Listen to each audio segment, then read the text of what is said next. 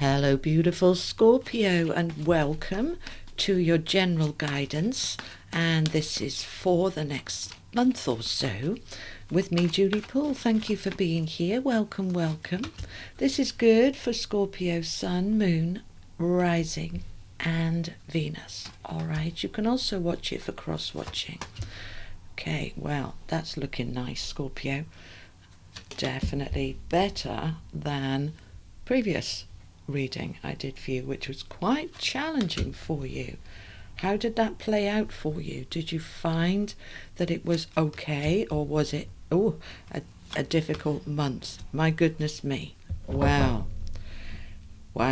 Okay, you've got 5 out of 8 major arcana cards here, and they are really good.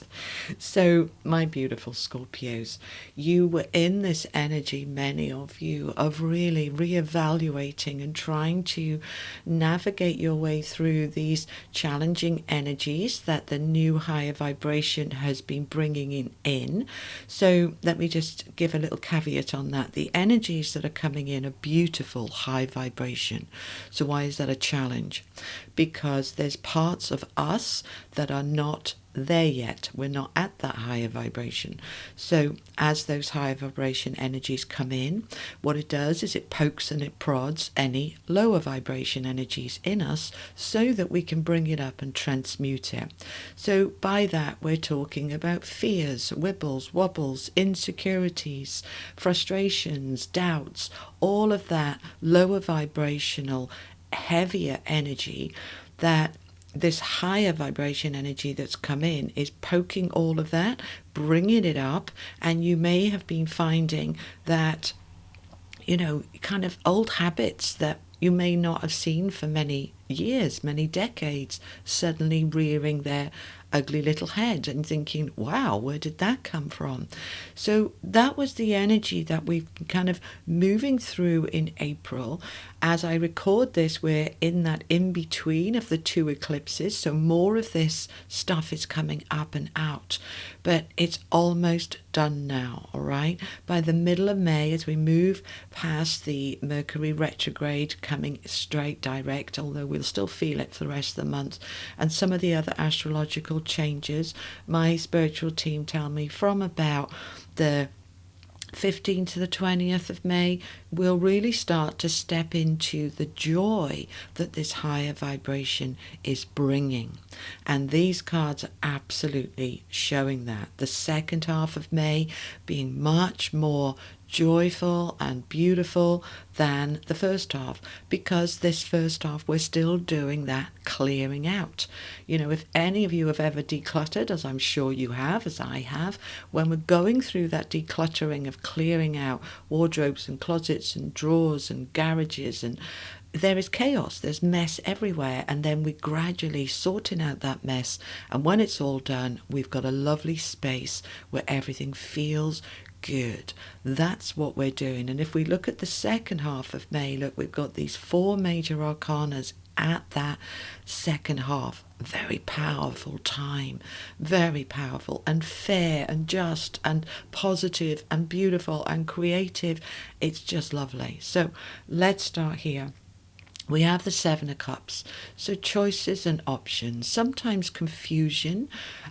If any part of you is confused as to why am I feeling those old insecurities, or where did that anger come from, or why do I feel a bit low or a bit tired, I haven't felt that drained for years, or any kind of confusion like that, just know that it is because we are finishing off. I mean, look, we've got the world here.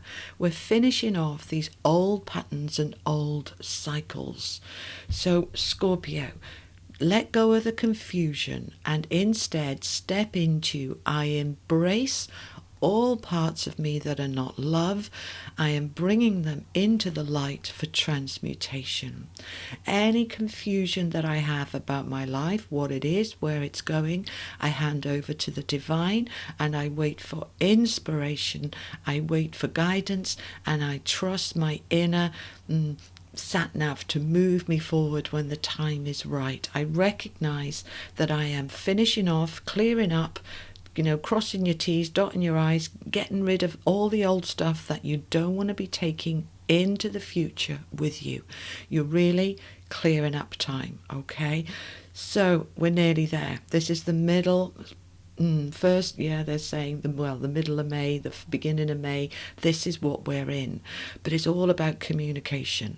You've got the Page and the Queen of Swords very strongly about communication. So first of all, we want to be talking to ourselves. All right, that first conversation is with you. What am I feeling? Why am I feeling it? What is it about? What does it mean? How do I feel in certain situations and relationships and things like in my job, in my friendships, in my romantic relationships, in my home, my connection with that which is outside me, like nature and my environment. You're just having a really good think about everything. Don't let it over confuse you, all right? But the Page of Swords says, let's use that incredible clarity, intelligence, logic, and focus that my beautiful Scorpios have, and let's dive deep into the truth. The Queen of Swords, the Queen of Truth as I call her, we are being clear, we are being direct, we are being bold. A very strong energy of communicating clearly. Always interesting when we're in Mercury retrograde to be able to communicate clearly, but remembering the two key components of all communication are with yourself and with your higher self, your divine self. And when that communication is good and clear with your higher self and your inner self, everything else just falls into place. And that is what we see here. It's falling into place. The sun rooted down with the Empress, just phenomenal, beautiful combination. The bright, light, joyful, positive energy of the sun. Everything when the sun comes out grows, flourishes. What the sun also does is shine a light on things that we may not have seen, things that were hidden. The sun brings everything out into the open. Then from that place, we can step into this creative energy from a place of light and truth. The Empress in this deck is holding a newborn babe. She's not pregnant. Often in the tarot you'll see her pregnant. In this one, she's got the baby. It's saying, look, you've done the work. You've done the work. Now it's time. Those pomegranates here and represent the seeds of life that you are sowing now. And what you are stepping into is this justice, the fairness, the balance. Just beautiful. This can be new contracts. This can be legal matters being resolved with all this communication stuff here.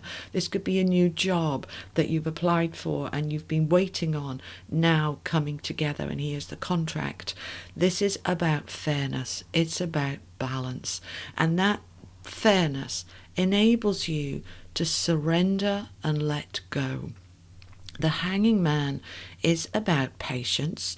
It's about looking at things from a different perspective to really be able to see what serves you and what doesn't, to be able to let go and surrender that which wants to go.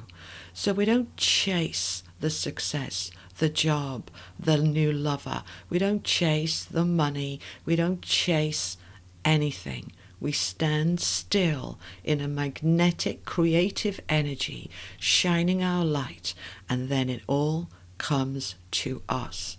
So this is a time towards the end of May particularly where we don't want to be chasing anything. We stand still in a creative, positive, balanced energy and align with all good things are coming to me now. I don't need to chase it. I don't need to fight for it. It's aligned with balance and justice and equilibrium, and it's already on its way. I want to just pick up, they're saying to me to clarify, when we talk about the creative energy, whether we're talking about the Empress, who is the strongest creative energy, the Magician, that's a creative energy too, whether we are talking about the Tree of Life, all this creative energy, please know You have nothing to create because it already exists. Everything that you want already exists. What you're doing when you step into creative force is bringing to you that which already exists. Let me explain. If you want a particular house, you don't have to create the house. You're not building it with the bricks and the mortar and the timber. You're not building it. It already exists. And this is something that's been coming through very strongly in my meditations over the last few days. You don't need to create it. When we step into this, I have to create it, it feels overwhelming. It feels big. It feels too big. So say to yourself, what I want already exists. The house I want already exists. All right, my team are just laughing, saying some of you want to build a new home, and that actually would be being built from scratch. But that's rare, okay? If you want a new car, somebody's already built that car. It already exists. If you want that lover, you're not building that lover. It already exists. You're just going to bring that person into your sphere.